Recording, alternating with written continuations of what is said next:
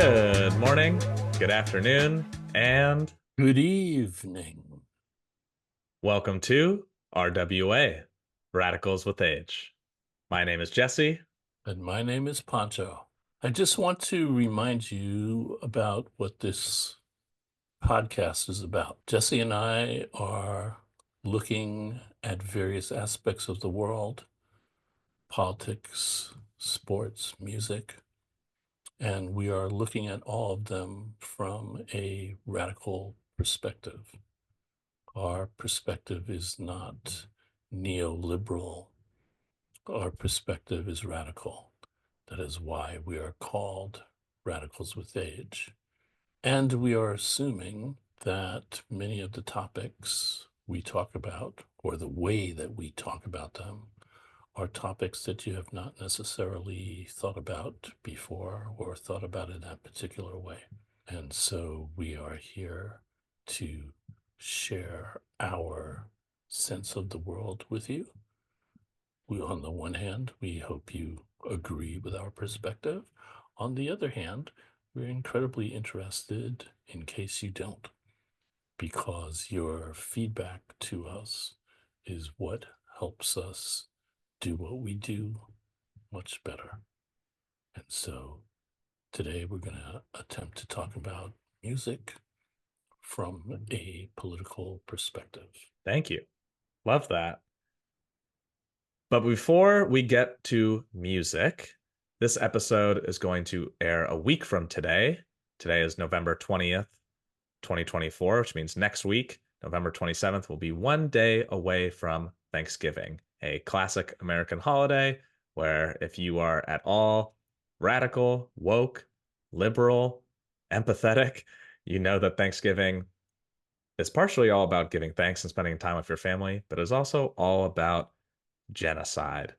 Unfortunately, the foundation of this country is predicated on manifest destiny, the idea that our boy God gave these Europeans complete control from the ocean to the ocean, coast to coast, to take over this land and have no regard for the quote unquote savages living on it.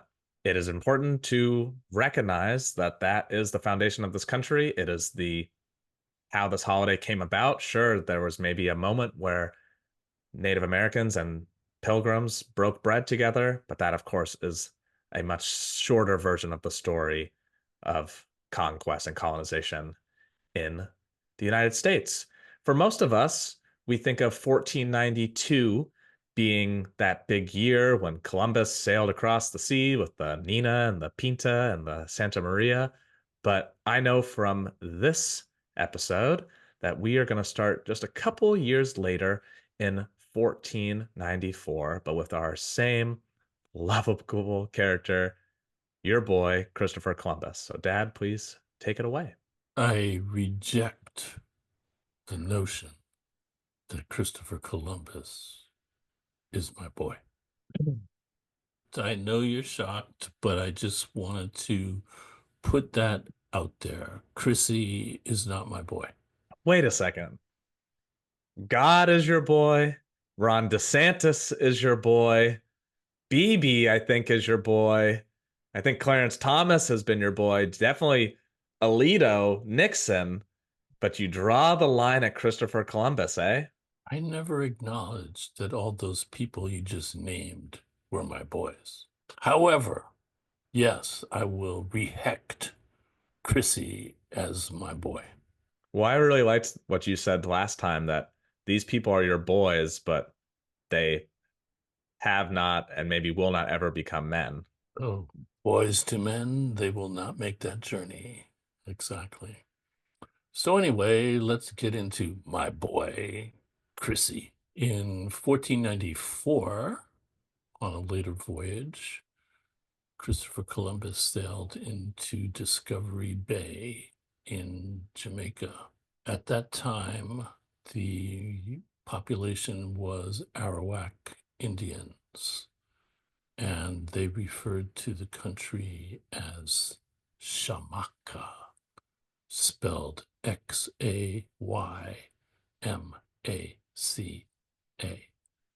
And and it means the Isle of Springs in the native Arawak language. So Columbus sailed in. He was operating imperialistically and colonialistically for the Kingdom of Spain, As he uh, does. as he does, and he took over this land for Spain. Within 100 years of Columbus's voyage, the Arawak population had more or less been exterminated. And then the Spanish ruled that piece of land. And then in 1655, England, under Oliver Cromwell, invaded Jamaica as part of its big time war strategy to fight war against Spain. So England colonized Jamaica in the 1650s. After they conquered, they started the slave trade. And so the population grew from 3,000 to 375,000.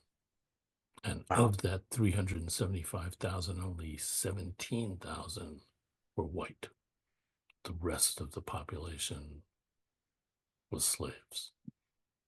And so, of course, as always happens in colonial rule, the slaves are oppressed to produce goods that produce capital. There was a significant number of slaves who ran away into the hills of Jamaica, and they were called maroons. So the real topic of today's conversation is about Bob Marley and Rastafarianism. And in order to talk about Bob Marley, you have to talk about Rastafarianism. And in order to talk about Rastafarianism, you have to talk about this history that goes back to my boy, Chris Colombo. Can I just say something about the Maroons real quick? Or I guess not the Maroons, but just slavery and Jamaica in this specific instance, which is you talked about how they were, these people were there to make goods. It's just so crazy. And I had to stop you to say that they weren't just, creating goods, they were creating people to produce goods, right? Like you said, 3,000 to then 100 times that amount of people. That's all, it's like farming. It's like dairy farming. You get a cow and then you get that cow impregnated. Now you have the calves, etc. It's the same thing with human beings. You get these people and you either rape or force them to have sex and have kids. And those, from the moment those children are born, maybe that first generation of Africans, it's a little complex and different. But after that first generation, it's like playing The Sims. You created these people and they're on your little islands that you own.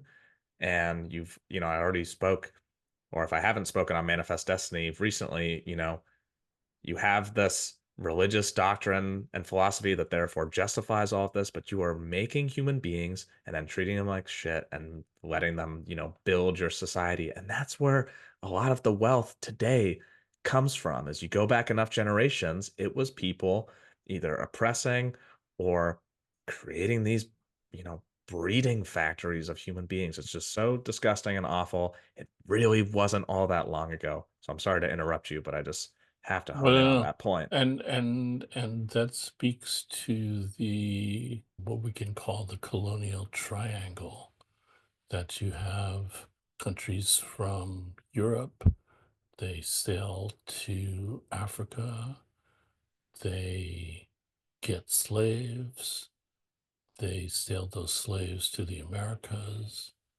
they make those slaves engage in cutting down sugarcane. That sugarcane gets sent back to England, turned into rum and sugar and molasses, and they use that money to continue the slave trade.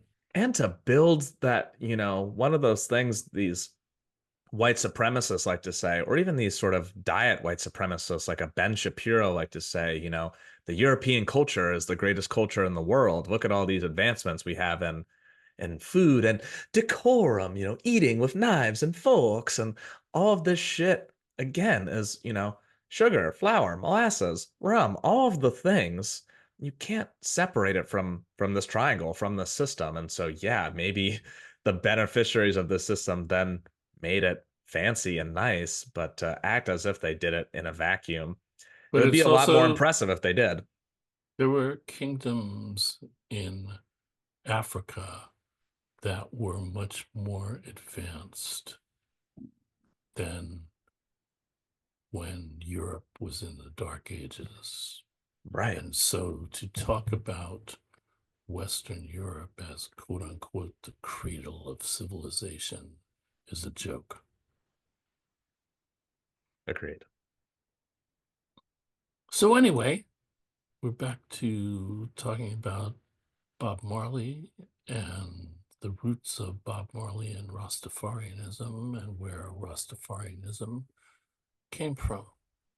So we were at the Maroons, the slaves who went off into the mountains and attempted to live their independent life, not subject to British colonial rule. The first thing to say is to understand that Rastafarianism is a way of life. It promotes both spiritual resilience and a positive self image in the face of poverty and underdevelopment.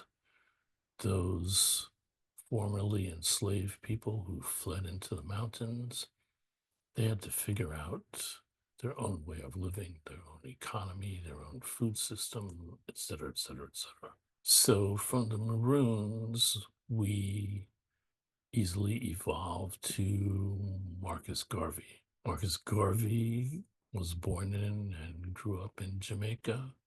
He was born in 1887, and he was a descendant of those Maroons who had fled to the mountains when Oliver Cromwell ordered the invasion in 1655. Marcus Garvey founded an organization in 1914 called the UNIA, the Universal Negro Improvement Association. In forming that organization, he was primarily inspired by Booker T. Washington, former slave, founder of Tuskegee University, author of one of the classic slave narratives, Up from Slavery. Marcus Garvey wanted to come to the United States to essentially study under Booker T. Washington. Before he could make it to the US, Booker T. Washington died. This was in 1915. Marcus Garvey ended up coming to the United States anyway, came to Harlem, and in 1917, he founded a United States version of the Universal Negro Improvement Association. 1917 was also the beginning of what came to be called the Harlem Renaissance. Mm. Remember that World War One ended in 1917. There was a large number of Black soldiers fighting in World War One, including my grandfather. Mm. And when Black soldiers came back from World War One, remember that Woodrow Wilson had said that the purpose of World War One was to make the world safe for democracy. So all these Black soldiers had gone overseas, mostly to France, helping to create a better world. And then, having been heroes, having been treated like regular human beings in France in the way they had never been treated in the United States before they went, they came back to the United States, assuming that the world here would be a better place because they had fought and died for freedom. And an obvious question was, why should I fight for somebody's freedom thousands of miles overseas when I don't have freedom here? Mm.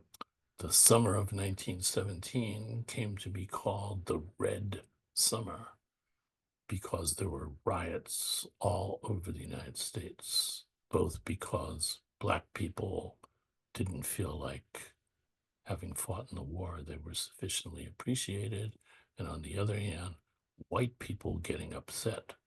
This was the major reason. White people getting upset about Black people demanding equal rights. This fostered the mood of militancy, which was one of the characteristics of the Harlem Renaissance.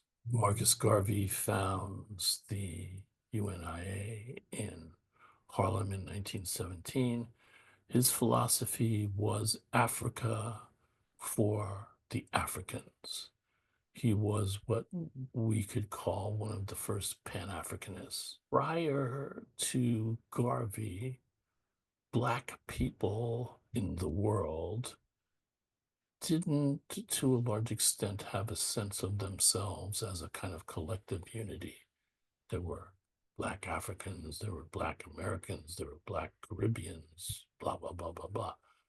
And Marcus Garvey tried to promote the notion of Pan-Africanism, that all Black people, wherever they came from, whatever country they were in, they were all connected as Africans. As an aside, that is the subject of the great Peter Tosh song, Don't Care Where You Come From, as long as you're a Black man, you're an African. No mind your nationality, you have got the identity of an African.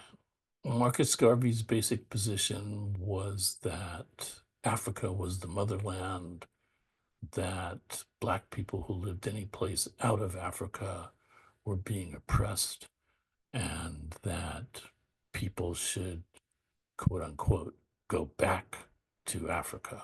And so he tried to start various economic enterprises that would help that take place.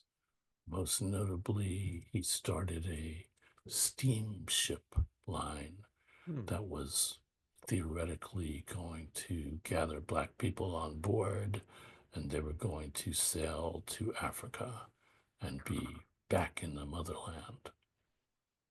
There were lots of problems with what Marcus Garvey did. For starters, his economic situation didn't work out very well. The ships that he bought for the Black Star Line had leaks and holes, and it didn't work. He had people buy shares in his steamship company and didn't sufficiently record them. And so later on, he got arrested by the US government and charged with tax evasion. Another issue was that Garvey himself had never been to Africa. Oh, So wow. he had this kind of fantasy notion that Black people from the United States and the Caribbean would just get on ships, they would sail to Africa, they would land on the shore, and everybody in Africa would say, "Welcome home, brothers and sisters." And that was a kind of myth. Well, Um, right. Partially because the land they had once been on, this is now hundreds of years later, has, like Jamaica, like the United States, also been colonized. So you're going from a country that's been colonized to another country that's been colonized. Precisely. But whether what he was suggesting was a new form of colonialism is an interesting thing to think about. Mm. Another big thing about Garvey is the topic of class. W.E.B. Du Bois, Mr. Middle Class Black Man in his three-piece suit and his watch chain, etc. Du Bois was the spokesperson for the Black middle class, and Garvey attracted primarily working class people. In the mid 1920s, he had a rally at Madison Square Garden, which packed the building, 20,000 people. And so the working class was very much interested in what Garvey was talking about, because Garvey's basic point was that Black people in the Americas, you are never, ever going to be treated equally. And it's time to wake up. And the only possible solution is to go back to Africa. And Du Bois's argument was Black people are Americans. We don't have any real connection to Africa, and so we should fight for freedom in America rather than leave and go someplace else. Du Although, Bois, where did Du Bois spend his last days of his life? we'll get to that in a moment. Du Bois said about Garvey, quote, "He is without doubt the most dangerous enemy of the Negro race in America and the world." Damn. And so it's interesting, as you just brought up, that later in his life, Du Bois became even more radical and ended up being a member of the Communist Party, leaving the United States and moving to your homeland of Ghana, which is where he died. And it was right before the 1963 March on Washington. Another thing that was controversial about Marcus Garvey is that he was willing to accept support from the Ku Klux Klan.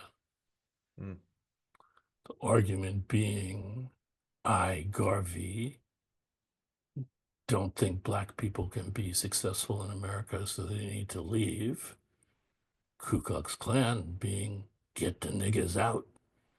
And so they were willing to give money to Marcus Garvey in order to help with his plan.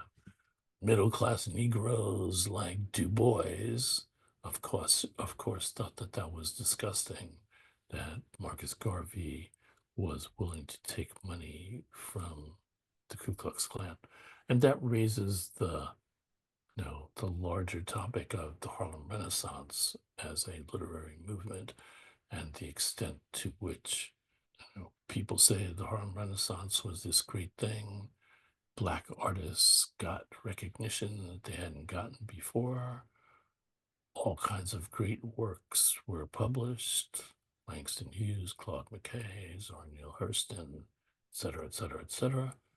But did the existence of the Harlem Renaissance change in any significant way the work and life of working class Black people?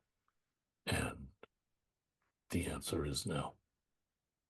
Not to go off onto a big aside on the Harlem Renaissance, but it's an interesting question, I find, to ask the degree to which the Harlem Renaissance was a successful artistic movement.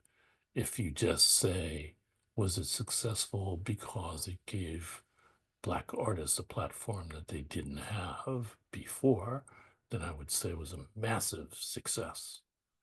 On the other hand, if you say the purpose of the Harlem Renaissance was to use art to improve the life of Black people, or even to quote unquote convince white people that Black people had equal artistic talent, I would say that it would be a failure. The lives of working class Black people did not improve, and for all the talent of Langston Hughes and Zora Neale Hurston, etc., that didn't make white people change their racist positions.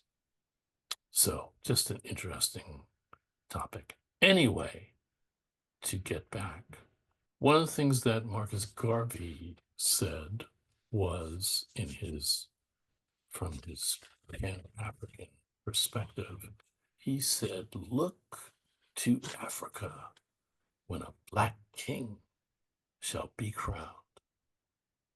He was making a kind of prophecy. This was in the 1920s. In 1930, a man by the name of Ras Tafari became emperor of Ethiopia. And in the same way that in the Roman Catholic tradition, that when someone becomes pope, they get rid of their original name and become pope whatever.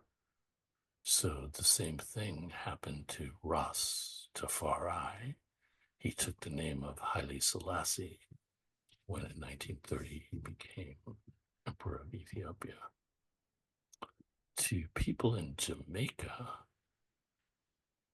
again, where Marcus Garvey was from, took that as a kind of prophecy. When Haile Selassie became the emperor of Ethiopia, people in Jamaica saw that as the fulfillment of the prophecy. The biblical prophecy. The biblical prophecy. And so they took the name of Rastafarians in homage to Haile Selassie, and they saw him as essentially the incarnation of the new Messiah. And a interesting thing, if you're not going to add, Ethiopia is the one and only country in Africa to resist colonialism. Never happened.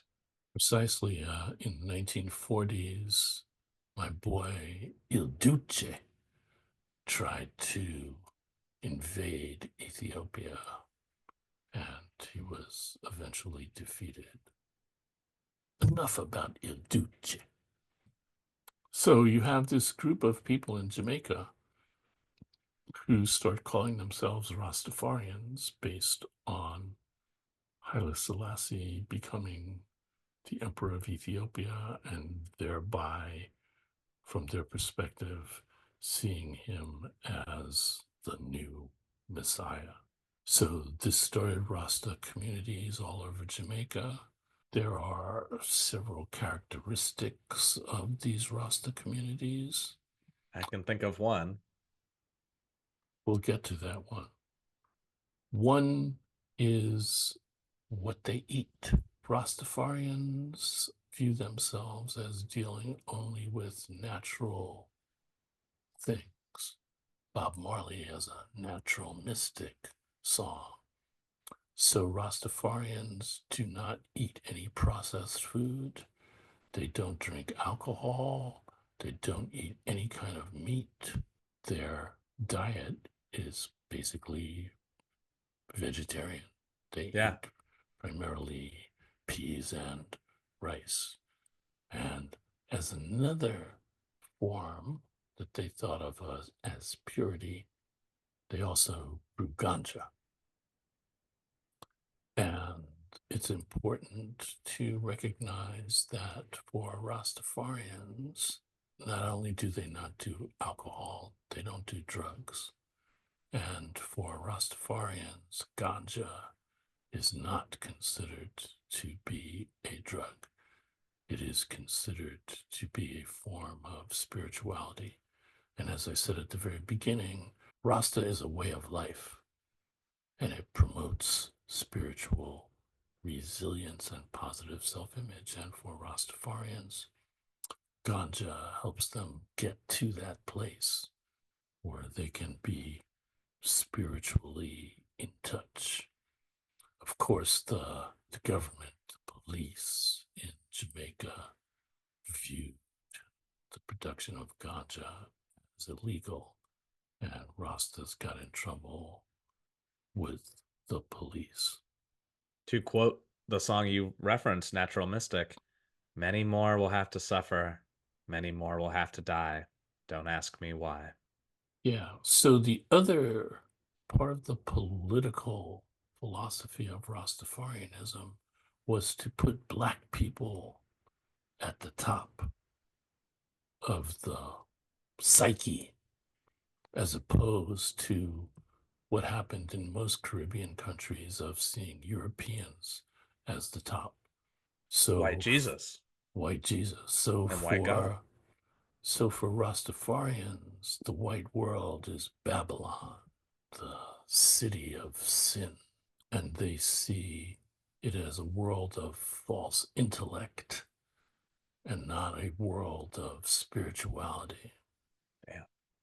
So out of Haile Selassie came Rastafarianism, and from Rastafarianism developed reggae music. Interestingly enough, Haile Selassie did go to Jamaica once. It's the first time ever in the history of the universe that a leader of Africa had gone to the Caribbean. But kind of ironically, Haile Selassie never embraced Rastafarianism, even though it was named after him. But one of the most important symbolic moments from the Rasta perspective is in 1964 when Haile Selassie came to California and he gave a talk called What Life Has Taught Me on the Question of Racial Discrimination. And that speech is exactly word for word the song that Bob Marley created as War. What a song. What a song. I think I can almost recite the whole thing, but I wrote down a quote from it because it's one of my favorite songs to start to transition us into the core of this episode, which is the man, the myth, the legend, Robert Nesta Marley. We, before taping, each came up with a top five. And as we've done goats on this program before, or greatest of something, this is, of course, greatest songs. But you have to remember that this is always going to be with an R.W.A. lens. And one of the things that got us going to do an episode about Bob Marley is I think we both have, I'm sure you've realized this over decades, but for me, I have recognized that there are two very different Bob Marleys out there. There is the one who's sort of mainstream always portrayed, I think was pretty almost entirely portrayed in the new movie that came out about Bob Marley's life, the sort of biopic they did, is the free love and Three Little Birds, don't worry about a thing because every little thing is going to be all right. Great song. No problem with that side of Bob Marley. But what happens is that that seems to be sort of the only side of Bob Marley that gets talked about or known.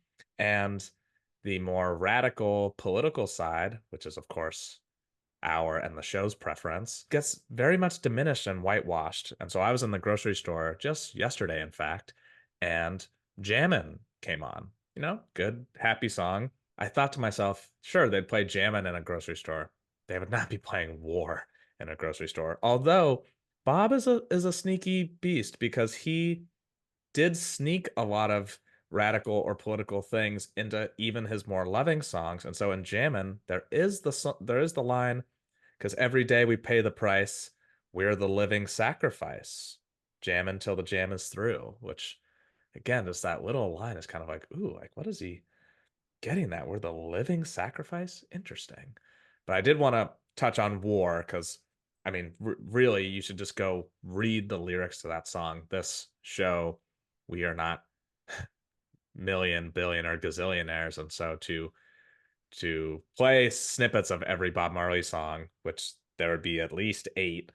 That's not a budget. So we have to quote it, but please, pause this episode as you go, listen to the song, look at the lyrics as you listen to the song, because the subject matter that this man put out is incredible. If anyone's been wondering maybe why we haven't had a Bob Marley song as the song of the week, this is sort of precisely why. One, it's so hard to choose just a one, and two, that we are, of course, going to do an episode dedicated to him. So, from War, that until the basic human rights are equally guaranteed to all without regard to race. Such a huge, powerful line, which then comes back to the refrain, and everywhere is war, everything is war. And I totally agree, right? It's what I've been talking about on this show for a couple months now. We have to guarantee all human beings basic human rights, which for me, food, water, shelter, space, purpose, community, Healthcare. and healthcare, right? All of these things you should be able to, from the moment that you're born, we're not wild animals that have to fight on arrival and fight for survival, to quote a different Bob Marley song. But we are advanced enough as a civilization, as a society, as the human race, the singular human family, that all people on this planet should be able to wake up, live the 70 to 100 years of their life without having to worry about basic human rights. Interesting, not to get too far into the future, but your use of the phrase wake up made me think of the last poets. Mm, Wake up, niggers, or we'll all be through. yeah. It's a thing that I really like about Bob's music too, that he isn't just, it's really easy, I think, for so-called radical people to just like be so like staunchly anti-white. There are, of course, plenty of issues with white supremacy. And a point that I wanted to make, but didn't want to interrupt you when you were talking about Africans, the best science we have today says that all human beings came from Africa. So I don't care if you are dark skinned, light skinned, or white skinned, you are African too. That is true. There used to be two competing anthropological theories. One was that human beings evolved in different places all over the globe, more or less at the same time, and then spread to wherever. Or the other theory was that human beings evolved in one specific place and then spread to the rest of the world. And that one place was Africa. And as far as I know, from an anthropological perspective, everyone now agrees without any hesitation that all human life started in Africa. There's just no comparison from a timetable. We have skulls and DNA that go like, I know, at least half a million years. I think it goes even further back. But yeah, there's It nothing. goes very far back. Yeah, there's nothing close anywhere else on the rest of the planet. So that certainly seems to be the leading narrative at this point. And a big archaeological find would have to happen somewhere else in the world to disprove that. But anyway, let's go with the first, that everyone is an African. Nobody has to participate in white supremacy. Everybody is invited to jump on this train and go on this journey with us. So I wanted to talk about war because, as I said, both my father and I created a top five, our Bob Marley songs, the five goats that again fit this criteria of being, though I don't even think we talked about the quality of the song musically. We just went for, because again, with Bob Marley, it's too difficult. There's so many good songs. I have quotes from like 10 songs right here, and I didn't even include my actual musically favorite song, which is Johnny Was, which isn't on this list at all. Johnny Other was a good man. Exactly. But I started with War because, of course, Holly Selassie, but also War is number five on both of our lists of favorite political songs. And when we were talking about it beforehand, it was funny. I almost put War at number one because some of these lines, again, are so good that until the basic human rights are equally guaranteed to all without regards to race. Such a great line. But then I realized this isn't Bob. This is Rastafari, Holly Selassie. So I put him at number five, and Dad said that's the exact same reason I put it at number five as well. Moving on to number four, we each have songs that are not in the other person's top five. Would you like to start with your song number four? I lost my list. I can just tell it to you. Tell it to me. Oh, I found it. Okay. My number four song is Small Axe. And the major line goes, if you are the big tree, we are the small axe. What I like about that song is that it speaks to two things simultaneously. It speaks to the system of colonial oppression. You are the big tree. And obviously, we are not the big tree. But at the same time, it not only recognizes that colonial situation, but it says we're going to fight to take it down. And even if you are a big tree and we only have a small axe, that small axe is going to do its job and it's going to take you out however long it takes. Absolutely. And a great song, but it wasn't quite enough to make my top five. My song coming in at number four, which does not feature in your top five, is Rat Race, which I think is a great song. I think, firstly, just the whole, and I'm sure he was not the inventor of this metaphor of the rat race and how capitalism, right? That everybody is fighting for that piece of cheese, and it's a rat race, it's a dog fight, it's every man for himself. And so I really like that. But for me, thinking about the political side, I really just kind of looked at individual lines in each of these songs of things that really spoke to me, resonate with this program, which of course means it resonates with me. I have two from this one. Don't forget your history, know your destiny. In the abundance of water, the fool is thirsty. I don't even know if I have more to say about that. It's just such a cool, cool line. It's probably from the Bible because Rastafarians were very into certain books of the Hebrew Bible. Mm. And not other ones, the ones that justified slavery. And Precisely. and then the other part of that song is Rasta don't work for no CIA, CIA. which is also a cool thing that in just to kind of back up our some of the historical claims that we've made so far, but you have this Jamaican dude in the 70s recognizing that the CIA was up to some nefarious shit. And I want to say, when we decided to come up with our list of top five, I got down to my top 10, and Rat Race was in my top 10. It's Absolutely. actually even in my top seven. Art, I yes. ended up I ended up not including it in my top five because I thought there were other songs that sort of had a similar message. And I think I agree, but yeah, that's a special song. It's also one of the few Bob Marley songs I've like really seen performed live. It was not by him, of course, because he sadly died before I was even born. Antibala's Afrobeat Orchestra performs Rat Race, or at least used to. I don't know what they're doing now, without Amayo as the lead singer. Anyway, coming in at number three, and like you just pointed out, our top tens are almost identical. It's just the orders of these songs. And so for me, I will not spend much time on this song because it is going to come up again in your top five a little bit later, but is Concrete Jungle, just a amazing song. I will insert the quote that I love from this one.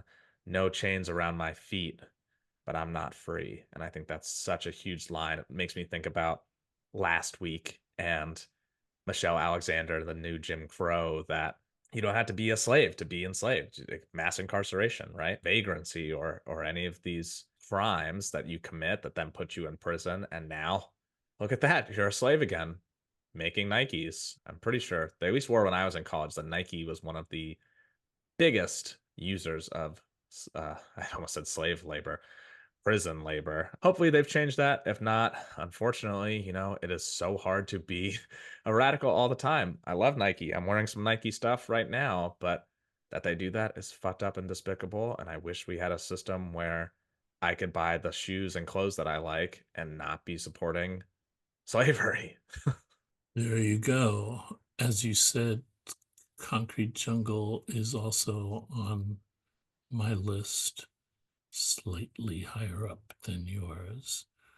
I believe I told you, can't remember if I did or not, that the first day I taught at Reed, I walked into the classroom and I played Concrete Jungle as the first thing I did. I just walked into the classroom, had a CD player with me, walked into the room, played Concrete Jungle. Did you do it like it was a 80s teen movie and you like held it over your head? No, I did not do that. I did it. I played the song, and then I sort of gave my opening speech. And I explained why I had played the song. And my explanation was that to me, this was a really cool example of mixing art and politics. And I wanted students to know that that was the position that I was coming from. There are lots of people in my profession who believe that politics should not be part of the study of literature. They're more interested in form as opposed to content. And I wanted to make sure that my students understood that I was coming from a position where you can't understand a piece of literature unless you understand the historical, political, gender, religious, sociological context in which that piece of literature was created. And in case they had been in other classes in which they had been told that form was all that mattered, I wanted them to know that I was coming from a completely different position and that if they weren't into that, the door was open. Yeah. It sounds a little bit like some intersectionality. It's a good lens to Absolutely. have. Yeah, yeah, yeah. Uh, but as we said, Concrete Jungle is not your number three. What is your number three? My number three is Slave Driver. The tables are turned. What I like about that song, somewhat similar to Small Axe, it's talking about the position that we are in as slaves or formerly enslaved. But we are letting you know that the tables are going to get turned in the same way that Small Axe talks about that. That we are not just going to be passive colonial subjects. We are, despite our living conditions, we are going to fight against the colonial power and we are going to do whatever we need to do in order to resist. That goes back to the Rastafarian communities in the jungle and growing Ital food. You know, Rastafarians don't drink alcohol, they don't eat meat, they don't eat any kind of processed food, and it's all part of spirituality. So it's not just saying we are being oppressed by you, it's taking that next step and saying this is how we are going to resist what you are trying to do to us. That is my number three song. And on the other side of the coin, and to quote the song, I remember on the slave ships when they brutalized my very soul, right?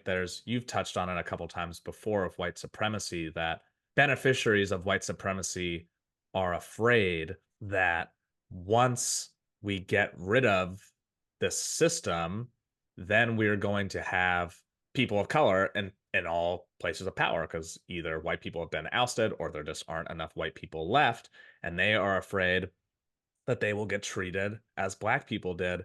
And there's just no universe where that can happen. It just can't. It would be one thing, even if we just went around and started massacring all white people, that is still not as bad as what happened. Again, the act of legally and spiritually justifying not only the murder and genocide, but the rape and bondage and breeding of human beings as a source of labor. That is a huge extra step, brutalizing people's very souls, right? Stripping them of their language and their culture, taking them from their homes and forcing them into this bondage is uniquely fucked up. It's why I hate when people say, well, slavery existed in other parts of the world.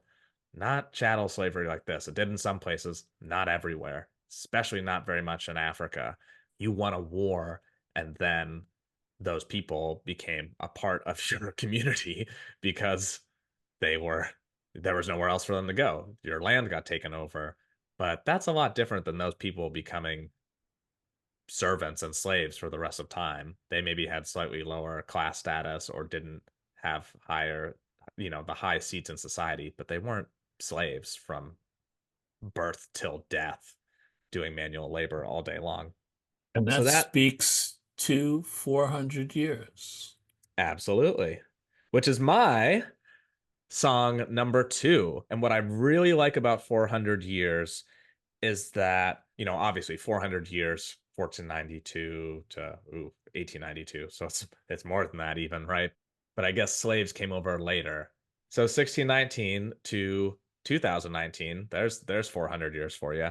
It's not just about the story of slavery. I like that there's also this criticism that Bob Marley has of his own people or in black people in general. And so the quote I wrote down from here, and the people, my people can't see, people hiding from reality. And I actually found some lyrics that was either an earlier recording or a longer recording, but it literally says black people stop hiding from reality. So he maybe took out that piece and replaced it with my people.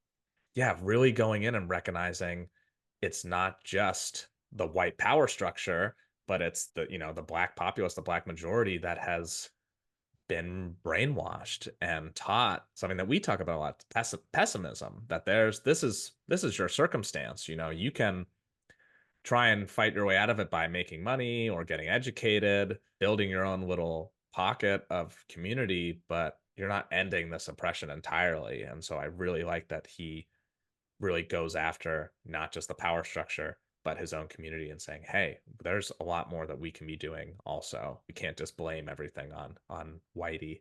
So that's my number two.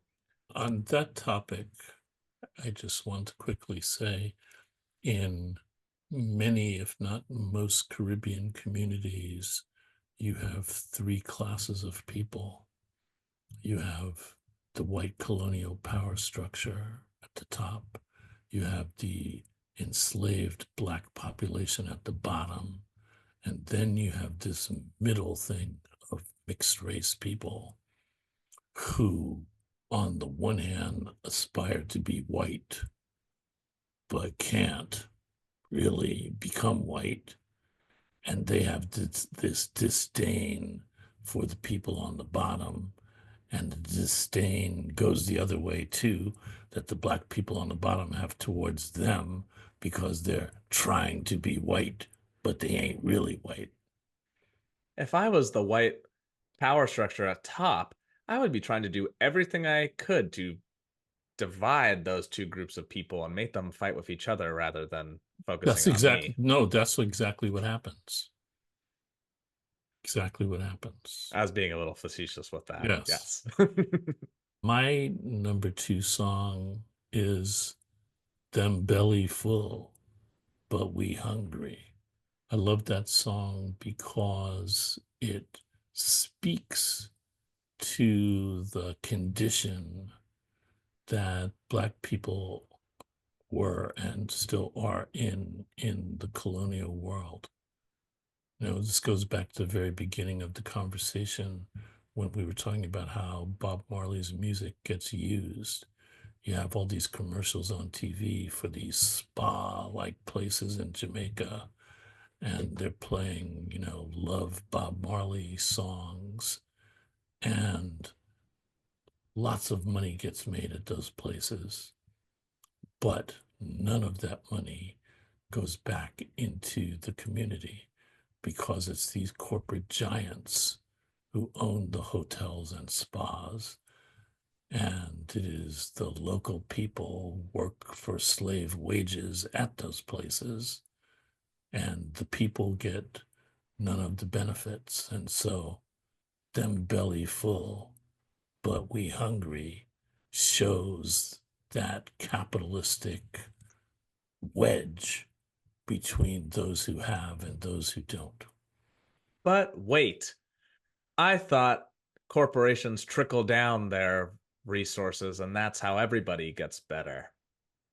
Well, as you well know, corporations are people, and we both agree with that. And we both agree with George Bush's notion of 1,000 points of light. And and as your boy Trumpy wants to do, is you give all the tax breaks to the rich corporate entities, and then because they get these tax breaks, things will trickle down. They will increase the wages for the workers who actually do the work, et cetera, et cetera. But in fact, what happens is they put that money in their own pockets and the people don't get shit. And Exactly. that's why them belly full, but we hungry. Right. And I actually just saw this really clever literary, just, internet meme. Somebody wrote trickle down economics, and then they start removing a letter from that. And then you get to the bottom and it's just trick. Exactly. Exactly. I This, like that. as an aside, I continue to not understand how working class people, especially white working class people, continue to vote for Republicans, because in every presidential election, Republicans say some form of the same thing. We're going to have tax cuts for the rich, and that's going to make things better for everybody else. And it absolutely never, ever, ever, ever does. And so, like, wake up, whiteys. It's a great, Republicans are not doing anything for you. right. Well, that is a great segue into my number one song, which is entitled Crazy Bald Heads. I just learned something about this song because I thought the crazy bald heads that Mr. Marley was referring to was like the Klan and white people, bald headed, rednecked white folks. And according to you, that is not entirely accurate. That is correct.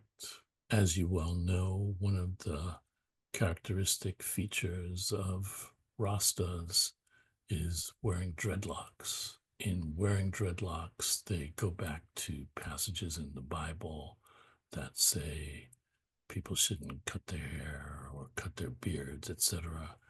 And so for Rastas, dreadlocks are symbols of Black dignity and honor. And in fact, it is considered that the longer your dreadlocks are, the longer you have been worshiping Jah, Mm. the Rastafarian notion of God. Can you touch on that a little more? If anyone has paid attention to the opening sequence of the show, there are images of you holding me as a baby where your dreads are not present. So they more or less have existed just a little bit less than my entire life. But I also don't think you call yourself a Rasta. So I feel like this would be a great time to introduce our audience to why you got those beautiful dreads on your head, but you're not maybe a Rasta. Interesting question. So I don't remember exactly when it was, sometime in the late 80s, early 90s, I decided to go the dread way. I was, of course, inspired by Rastas, but I am not myself a Rasta. But I saw it as a sign of Black dignity and saying, this is who I am, and I am not going to conform to white notions of what it looks like to look good. I hate when I have heard people use the phrase, especially towards Black men who have short hair. The term is, you look so clean, Mm, which implies that if you don't have that, that you're dirty. right. And I want to resist that as a kind of political designation. And quite frankly, I wanted people to have a first impression of me, knowing that before they even heard a sentence out of my mouth, they knew that because this is the way I choose to engage in the world, that I am not a pushover. Mm, Take me seriously because I'm not willing to conform to your standards of what, for example, you're supposed to look like when you go on a job interview. yeah. I'd like to ask you a question about that. You've touched on it a little bit, but I want to get a little bit more out of you here, 'cause I think this is such an important characteristic of your personality that is really powerful and one that people should not take lightly. So we've talked about a number of very influential and radical groups that existed and that were coming into existence when you were a young man, a teenager. Black Panthers, the Nation of Islam. Now we add like Rastafarians to that list. You never really joined any of those groups, though I'm sure there's ways in which you agree. I know there's ways in which you agreed with lots of things that those groups spouted. There was probably a way that you could have joined, maybe not the Nation of Islam, but that you could have joined these other two groups, maybe the Panthers or Rastafarians, and still maintain your individuality, but you never did. You've always kind of stayed this sort of island, but you also, I know, are quite spiritual. And so I'm curious what in you made it so that you never, so many people, in contrast, so many people crave groups and community. It's why religions and churches still are so popular because people just crave that social inclusion, but not you. You never succumbed to that like social pressure to join any of these groups, but yet you have taken pieces from each of them and built your own thing. And I just love you to say a little bit more about that rambling I just did, but like why and how you didn't succumb to the social pressure and join these groups, why you saw it was more important for you to kind of stay true to yourself despite the possible like social, exclusion that could have and probably did lead to in some ways. That is a great question. It is true that I have never been somebody who was particularly interested in joining a group. The reason for that is that typically when you join a group, the group has rules that you're supposed to follow. And I never found a group in which I was willing to go by all of their ground rules. I did in 1970, I think it was 1970 or 1971. I did consider joining the Black Panthers. Mm. And I went to the closest Black Panther office from where I lived, and the office was closed. Nobody was there. And had you someone been there, you probably would have joined. I wasn't going, quote unquote, to join. I was going to have a conversation to see if I would potentially be interested in joining. Mm. I was certainly in favor of a lot of the political positions that the Panthers took. I was very much in favor of all the things that the Panthers were doing in the community in terms of healthcare and breakfast programs for kids.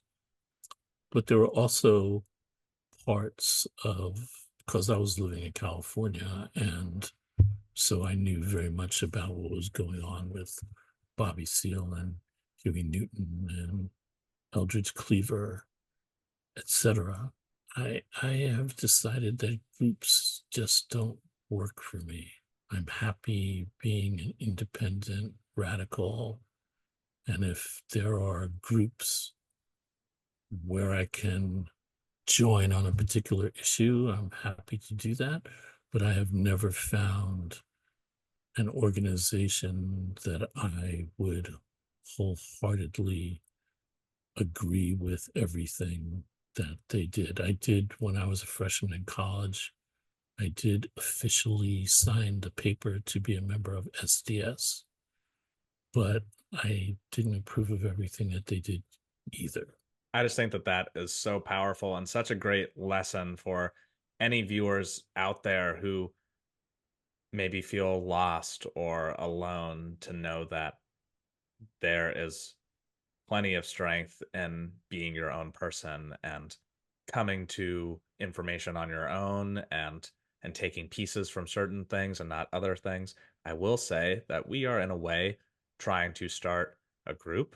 If people aren't familiar or aware, we meet on Tuesday nights on Zoom. We'd love to have you join us. Other than showing up to the Zoom every so often, and I actually have some people who are very much supporting the program mentally, have not come to the Zoom. So that's not even a hard rule. So we don't have rules, but if you do want to join our community, please get in touch with us. We'd love to see you on Tuesday nights.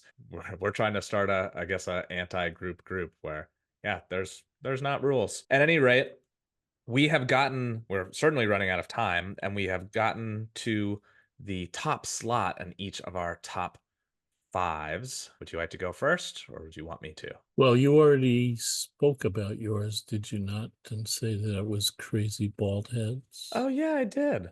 So great. So take it away. And you've already spoken on yours, but you haven't said it yet. True, I have already spoken on mine. Mine is Concrete Jungle. What I love about that song is the way that it mixes art and politics. And as I said before, the first day I taught I'd read, I walked into the room and the first thing I did was just put on a recording. I didn't say anything. Walked into the room, had a cassette recorder, plugged it in, played the song, and gave people a few moments to ponder, why the fuck did I do that? Yeah, And that's not what they were usually used to on the first day of class. And I want to say, I'm different from everything else you have ever experienced. love it. Well, it has come to be that time. We hope that you learned a thing or two, and surely something this episode caused you to smile. And if not, again, go listen to some Bob Marley, because he has lots of songs that'll make you think, make you learn something, and make you smile. So, what a great ambassador for this program. The quote of the week is from my number one song, Crazy Bald Heads. And I have a couple of snippets because, again, it's hard to do it from songs. And I'm very much resisting the urge to sing these quotes. If it was a different quote, maybe I would just sing it, but not this one. So from Crazy Bald Head, a couple of lines.